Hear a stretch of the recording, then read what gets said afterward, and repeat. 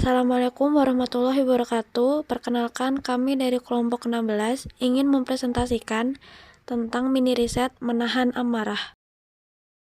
Kelompok kami terdiri dari dua anggota, yaitu Aulia Nurul Anissa dan saya sendiri, Yasinta Melati. Definisi dari menahan amarah menurut para pakar. Yang pertama yaitu secara etimologi atau dalam Kamus Besar Bahasa Indonesia. Menahan amarah adalah menahan hal yang tidak disenangi. Dalam Kamus Besar Bahasa Indonesia sendiri, marah memiliki beberapa makna, yaitu sangat tidak senang, berang, dan gusar. Maka dari itu, menahan amarah yaitu menahan hal-hal yang tidak disenangi. Yang kedua, menurut Hayyan Al-Andalusi, mengatakan bahwa perasaan marah biasanya dilampiaskan dalam bentuk ucapan seperti umpatan, celaan, dan semacamnya, atau dalam bentuk perbuatan seperti memukul, menendang, dan semacamnya. Jadi, menahan marah berarti menahan diri dari ucapan atau perbuatan yang menjadi bentuk pelampiasan marah tersebut. Yang ketiga, menurut Al-Khazin. Al-Khazin berkata bahwa menahan sesuatu ketika sesuatu itu telah penuh. Dengan demikian, ungkapan tersebut memberikan makna bahwa ketika seseorang dipenuhi oleh kemarahan, maka kemarahan itu hanya akan bertahan dalam rongga perut, tidak ditampakkan dalam ucapan dan perbuatan, tetap sabar dan diam di atasnya. Yang keempat, menurut Imam Muslim meriwayatkan dari Abu Hurairah bahwa suatu saat ada seseorang laki-laki yang datang kepada Rasulullah untuk meminta nasihat. Beliau pun bersabda, "La takdzab, jangan marah." Ketika pertanyaan itu diulangin, beliau pun memberikan jawaban yang sama.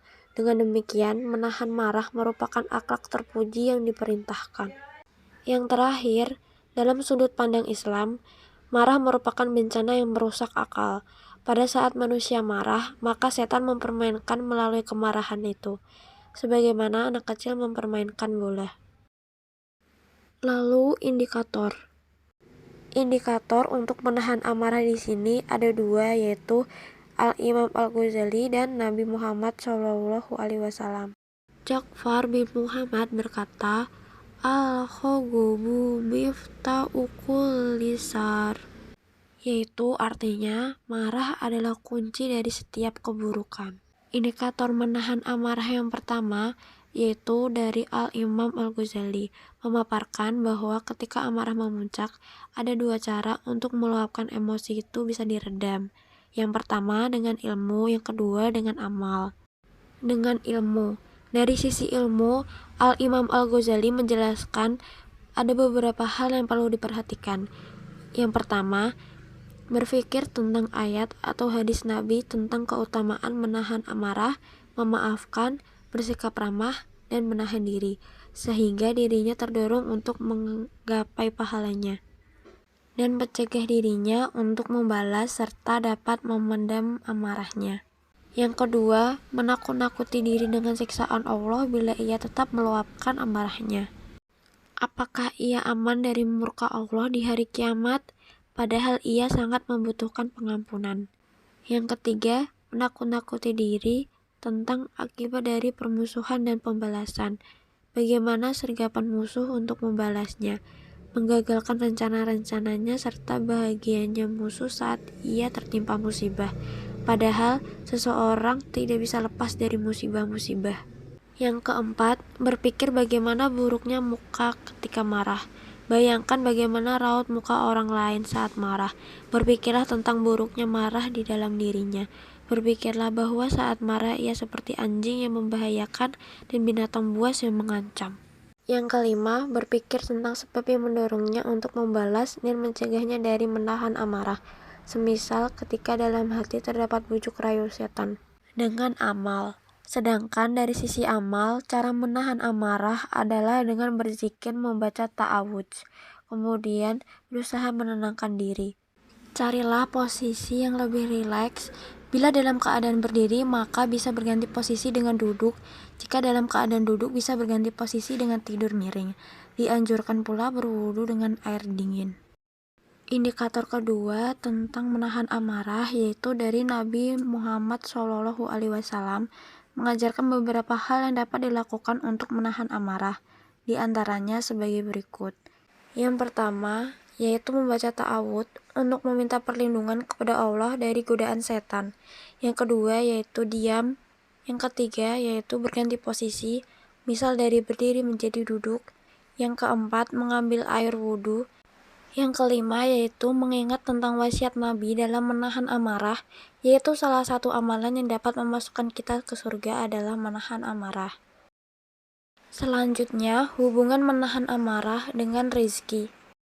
Yang pertama, dalam sebuah hadis yang diriwayatkan At-Tirmidzi, Abu Dawud, dan Ibnu Majah, Rasulullah bersabda, "Siapa saja yang menahan marah, padahal dia mampu melampiaskannya, maka Allah akan memanggilnya pada hari kiamat di atas kepala para makhluk, hingga dipilihkan baginya bidadari yang dia suka."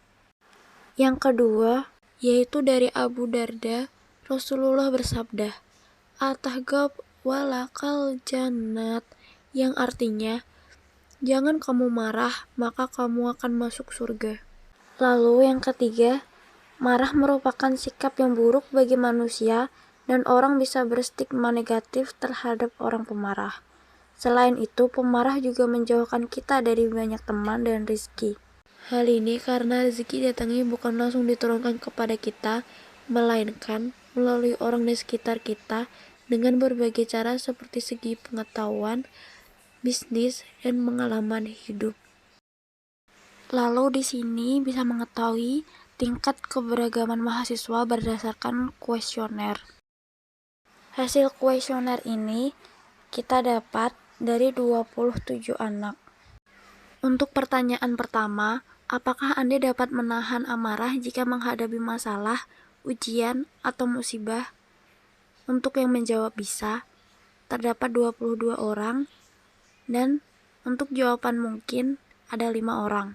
Untuk pertanyaan kedua, apakah Anda dapat menahan amarah jika mengetahui seorang teman baik Anda tidak mau membantu dengan sesama?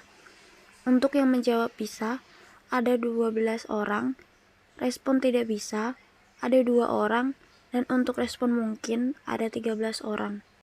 Pertanyaan ketiga yaitu, apakah Anda dapat menahan amarah saat mengetahui seseorang berbuat curang dalam melakukan sesuatu? Untuk respon bisa, terdapat 7 orang, respon tidak bisa, terdapat 6 orang, dan respon mungkin ada 14 orang.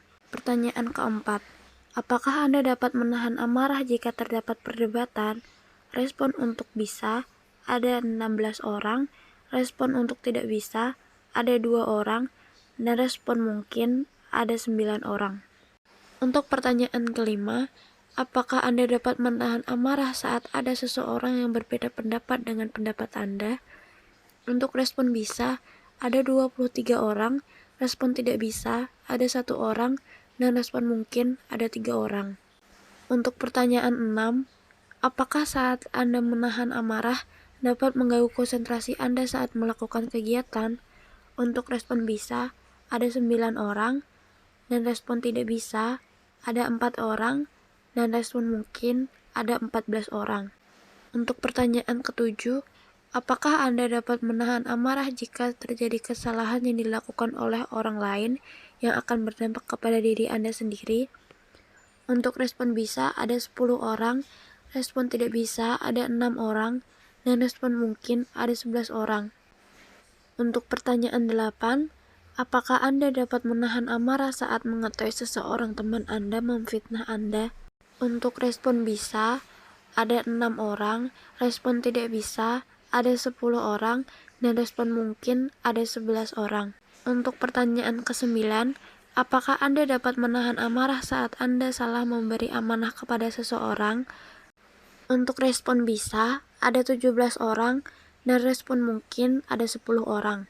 Soal yang terakhir yaitu ke-10, apakah Anda dapat menahan amarah jika terjadi masalah yang berulang? Untuk respon bisa ada 8 orang, respon tidak bisa ada 3 orang, respon mungkin ada 16 orang. Daftar pustaka, inilah sumber yang kita ambil sebagai bahan penelitian di mini riset kali ini. Cukup di sini penjelasan dari mini riset menahan amarah dari kelompok 16. Terima kasih. Wassalamualaikum warahmatullahi wabarakatuh.